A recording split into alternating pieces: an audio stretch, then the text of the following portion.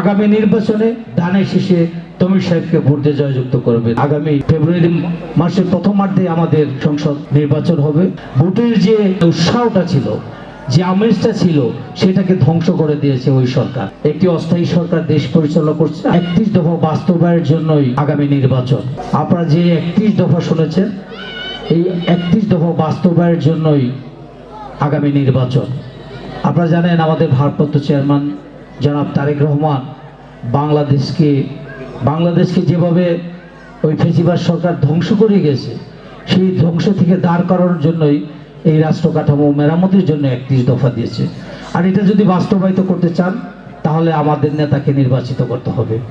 যদি নির্বাচিত করতে পারেন, তবেই সে এই 31 দফা বাস্তবায়নের জন্য আপনাদের সকলকে নিয়ে কাজ করতে পারবে। এইটি হলো আমাদের মূল কথা। তো যাই হোক, আপনারা সকলেই জানেন একটি অস্থায়ী সরকার দেশ পরিচালনা করছে। আগামী ফেব্রুয়ারি মাসের প্রথমার্ধে আমাদের সংসদ নির্বাচন হবে।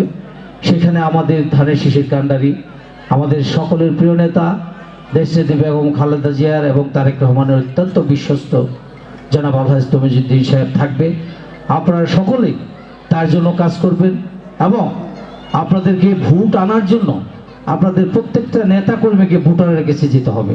আপনারা জানেন এই 17 বছর মানুষ ভোট না দিতে দিতে ভুলে গেছে ভোট দেওয়াটা।